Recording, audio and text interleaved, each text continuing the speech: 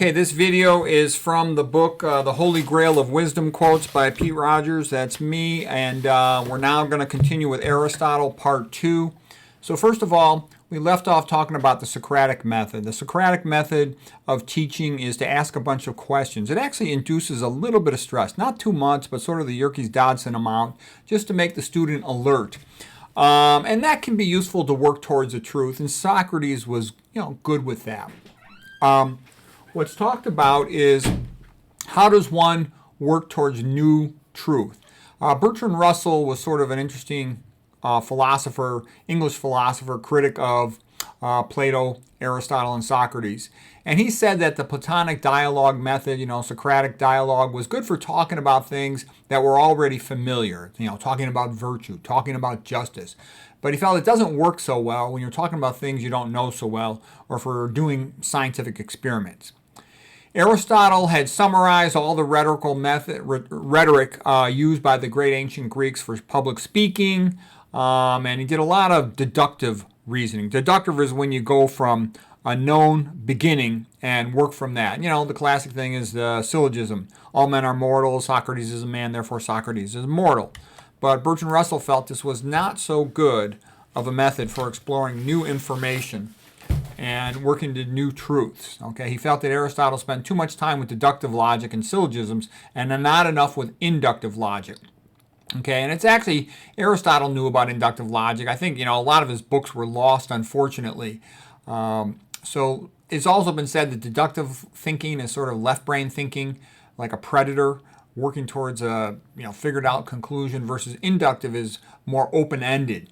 And inductive is actually more how you solve complex problems in the real world. All right, so let's see. The best learning in the real world is to figure out what's cause and effect, because that enables you to deal with things in the real world. So here's another quote from Bertrand Russell. What we really know is not that all men are mortal, but rather something like all men born more than 150 years ago are mortal. But this argument is an induction, not a deduction. It yields only a probability, not a certainty. On the other hand, it yields new knowledge, which a deduction does not. All the important inferences outside logic and pure mathematics are inductive, not deductive. The only exceptions are law and theology, where one derives their first principles from an unquestionable text, vis-a-vis, the statute books or the scriptures. So he's making the point that in real life, you need to use inductive logic a lot more than deductive logic. Fair enough. Meaning that you start out not knowing for certain how you're going to work towards the answer. And you basically work towards what's the best probability you can get to reasonably predict the future. Because what we want to do is predict the future. That's why we read history, so we can predict the future. I like the concept of consilience. Consilience means that a bunch of small observations, each one by itself not that strong, but if they all point in the same direction, then that's pretty strong information. So consilience means a bunch of small observations all pointing in the same direction to lead towards a conclusion. So I made up the phrase, consilience leads to resilience in the conclusion. So the more small things you have pointing in one direction, the more likely that conclusion is correct. Bertrand Russell also pointed out inductive logic is nice, make a bunch of observations, see the direction they're pointing in. But on top of that, you also want to figure out the reason why things are being done. Because if you know the reasons why people do things, then you can better predict their behavior. So here's an example Bertrand Russell gives. A turkey was fed every morning by the farmer. By inductive logic, the turkey might assume that this would continue indefinitely, but its throat was cut on Thanksgiving Day. So it's good to know the reasons why people do stuff. Knowing why enables you to make predictions. Aristotle talked a lot about a golden mean, kind of like the Goldilocks principle, having your values in the right position, not overdone, not underdone. Let's see. Let me get to I have a whole bunch of stuff about Aristotle's life and all that stuff. I don't think most people are going to be too interested in that. I have a bunch of jokes about Aristotle. I'm going to kind of skip over that and just go to some of Aristotle's quotes. Aristotle says, "We should study excellence to help us become excellent. I agree. And I think, for example, the public school system is a disgrace. They always talk about, wanting to make everything good for students that are slow, students who are having difficulty, for minority students, for all the students having problems, behavior disorder problems. But what I'm trying to say is I think the schools really have absolute contempt for the smart students. I had a terrible experience when I was in public school. I was suspended numerous times. I was put in solitary confinement called the pod for 2 years by myself because I could do the homework in 5 seconds. And then I would just goof off and try to make my friends laugh. And they would have drugged me nowadays as I was labeled hyperactive. All this BS, simply because there was nothing for me to do. I would just stare out the window. Anyway, so that's what I'm trying to say is there should be respect for excellence in education. Most of the gifted student learning programs, it's all a joke. AP classes are mostly a joke. They're not really enabling students to learn. The kind of good learning I see in the public schools, the rare event is things like that lady who wrote the book, I think her name was Donalyn Miller. She wrote the book, The Book Whisperer. She just let the kids choose their book in 6th grade. They read 42 books a year compared to when kids are forced to read a book, they'll read 3 books the whole year as a class. Okay, Aristotle continues. Humans are better than other animals because humans have reason.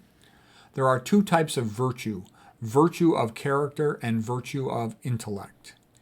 Yeah, a person can be a wonderful person and not that smart. I know lots of people who aren't too smart but are great, and I like them very much.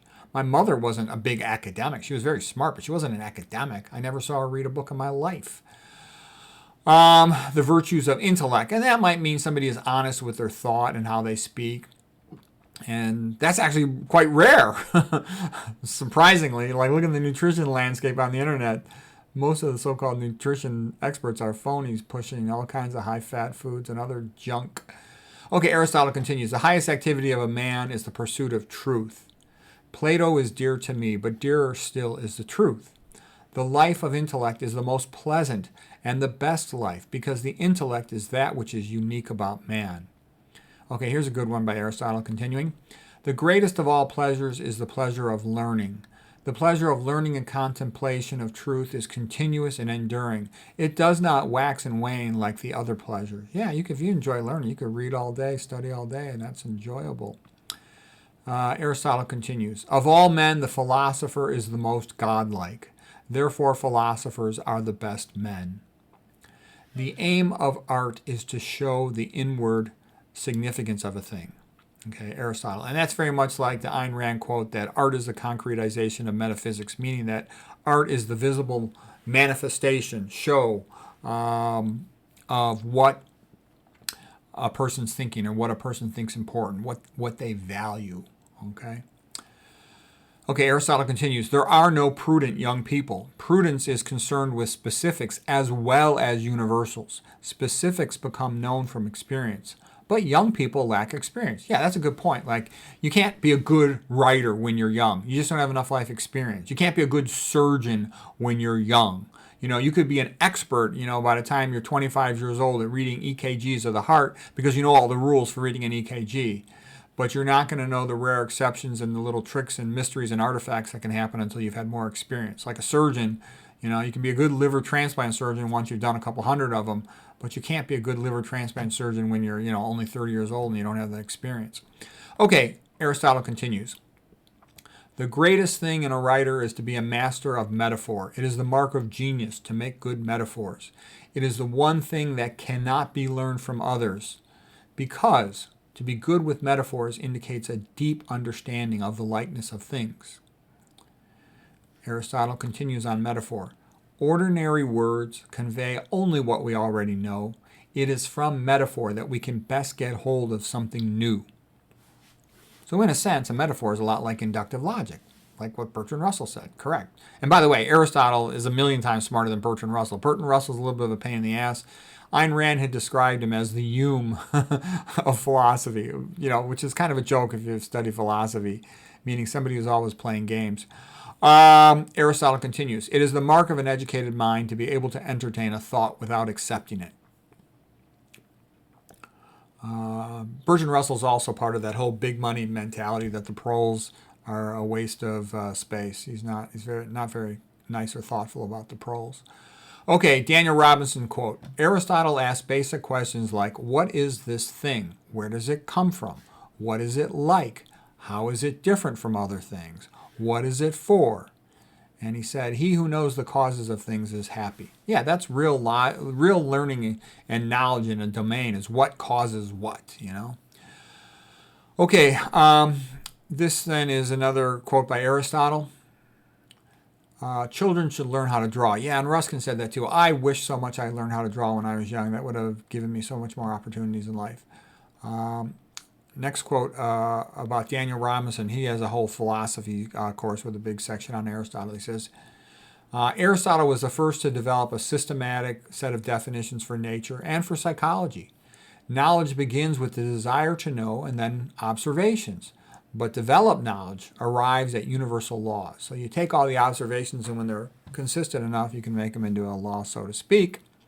Aristotle continues, one learns to play the harp by playing the harp. If a man does not have virtue, then he is the worst of animals. Yeah, that's what happens when you educate people without teaching them about religion. They become amoral scumbags. Okay? Aristotle continues, young men are easy to deceive. He himself had married a princess. You know the story about Phyllis as well. The universal path to great wealth is the creation of a monopoly. Gee, I wonder that's why so many modern corporations are monopolies nowadays. The problem with a monopoly is a monopoly doesn't care who they hire, so monopolies often have poor quality and poor service. And they don't want meritocracy. They won't give a chance to meritocracy to be hired. Okay, Aristotle continues. A man should marry a woman about 15 to 20 years younger than him because he felt that men age better than women. Okay, Aristotle continues. There's people who think that women live longer, but they think that men age better. So we're not going to get into that today. That's a whole other topic, and it depends on a lot of variables.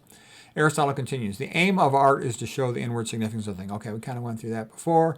Aristotle continues, all learning begins with imitation. And that's true too. I mean, you look at all the great artists, they start out by copying the masters. And once they've learned how to do that reasonably well, then they develop their own style and learning the basic techniques in their domain.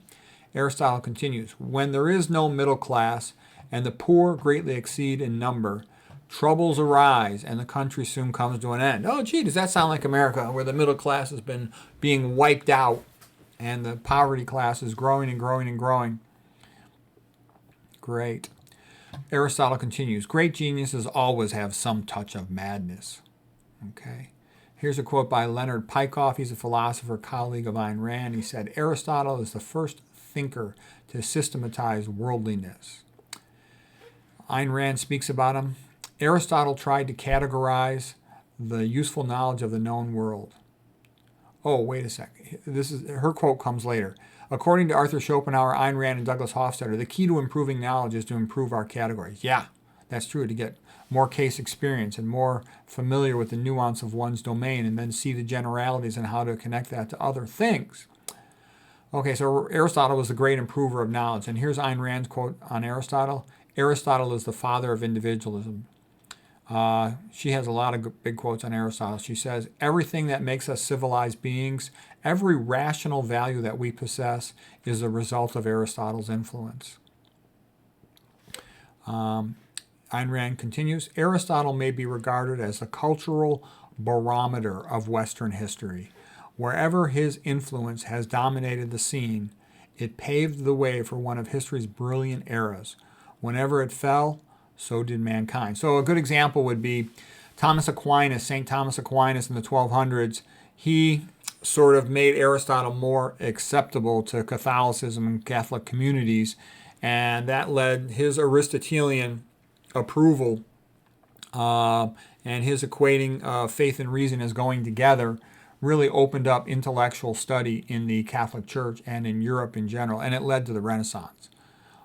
So that was one of the great preludes to the Renaissance, the work of Thomas Aquinas, as well as what had come earlier with Charlemagne and Alcuin. Okay, let's see. Aristotle says, before you heal the body, you must first heal the mind. Yeah, it's funny, but that's actually true in the modern world as well.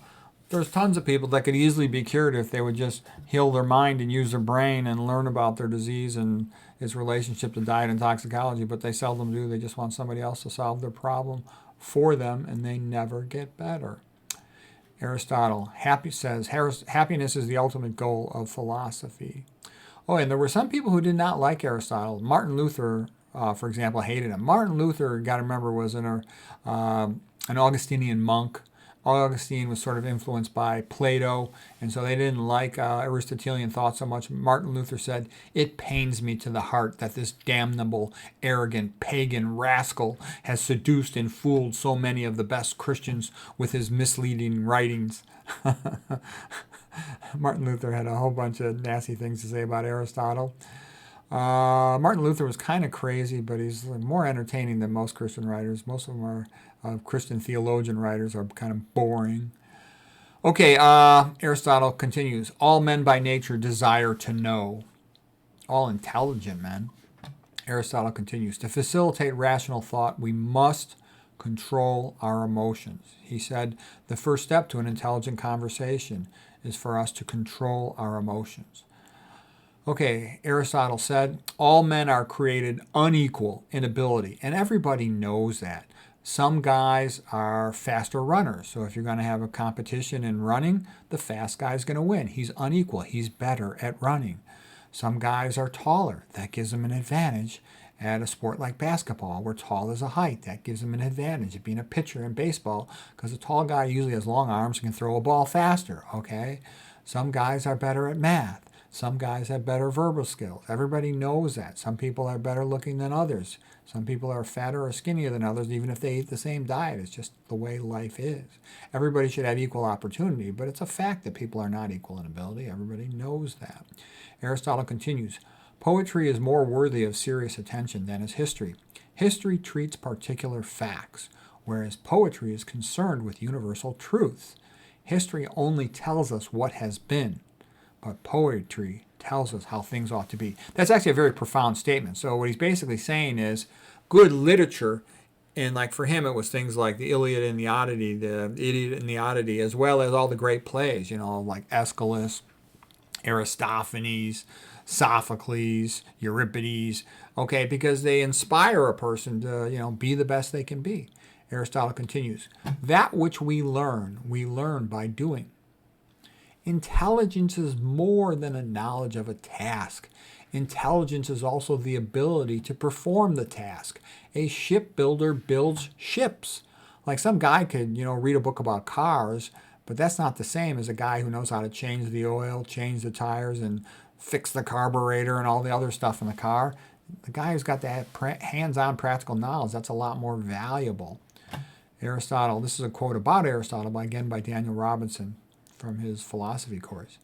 For Aristotle to know something meant that he knew the cause of it, to know the causes by which things are brought about.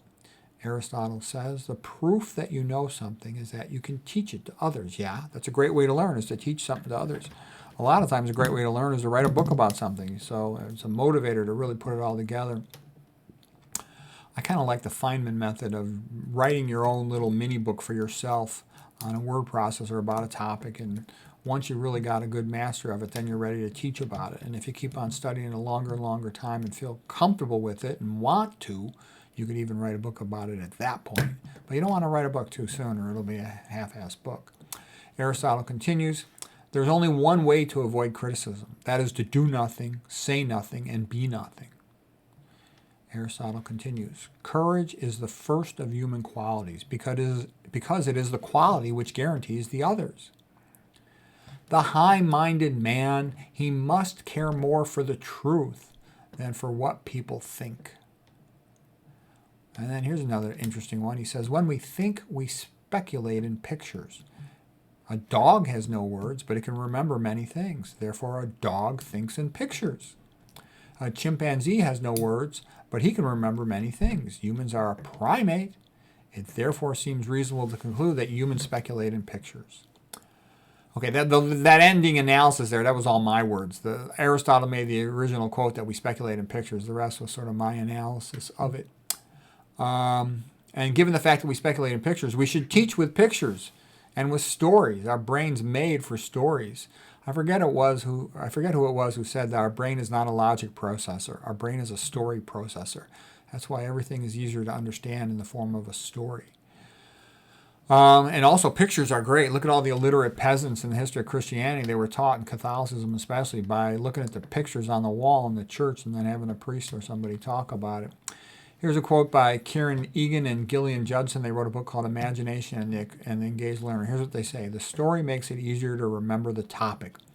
The story tells the student how they should feel or think about the topic. Yep. If you want somebody to remember something, it's good to put it in a story. Give some type of example, a picture, something that's connected to emotions. Emotions last much longer in the memory. Also, it should be directly relevant to the person. That makes them remember it better as well. Okay, here's a quote by Will Durant. The tragedy of life is that it gives us wisdom only after it has stolen youth. Oh yeah, that's my most common daydream, to go back to being young and fix all the stupid things I did.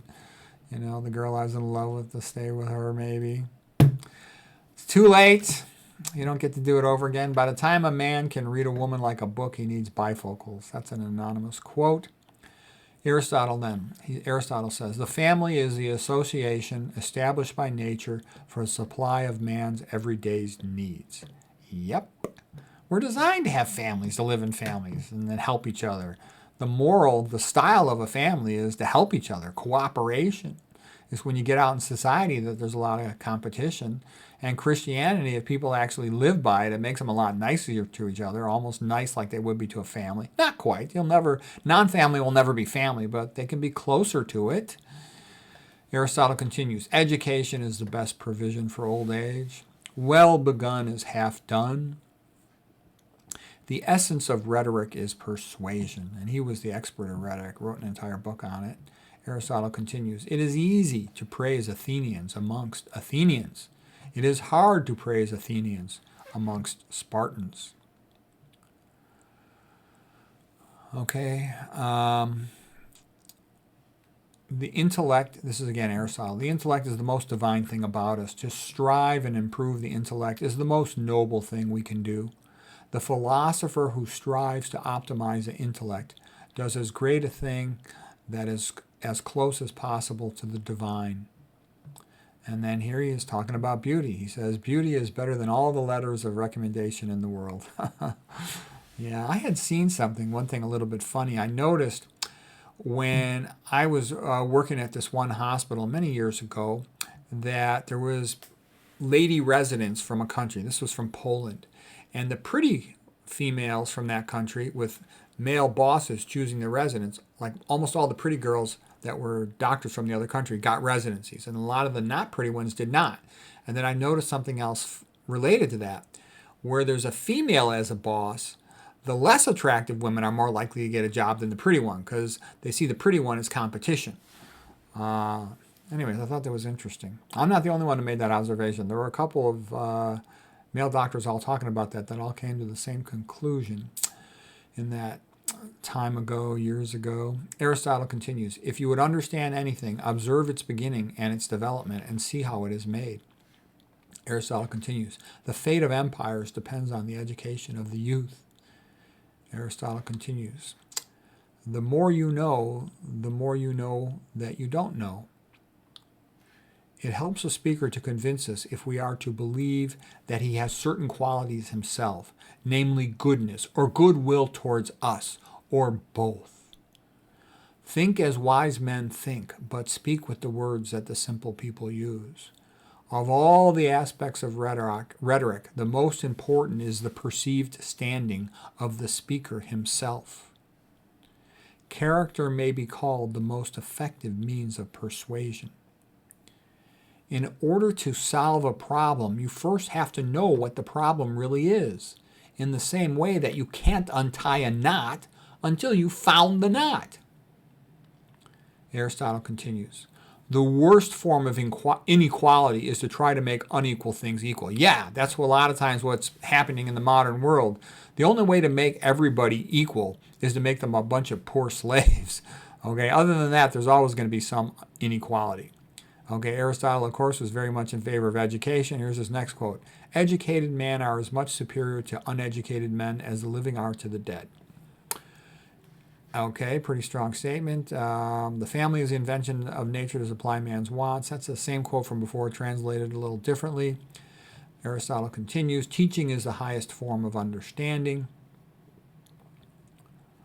Okay. Aristotle was a biology, interested in animals, classifying animals, kind of doing some first serious biology. Alexander the Great had his men retrieve unique animal specimens, and they would be sent back to Aristotle to be categorized. Okay, here's a quote by Charles Darwin. Linnaeus and Cuvier have been my two gods, but they were mere schoolboys compared to Aristotle. Yeah, Aristotle broke ground in a lot of different fields and really summarized them well. The guy was an incredible genius, okay? Some of the things you hear that make fun of him quotes are not actually true, okay? And a lot of what we have from him is the notes of his students, and it's still awesomely brilliant coming through his students.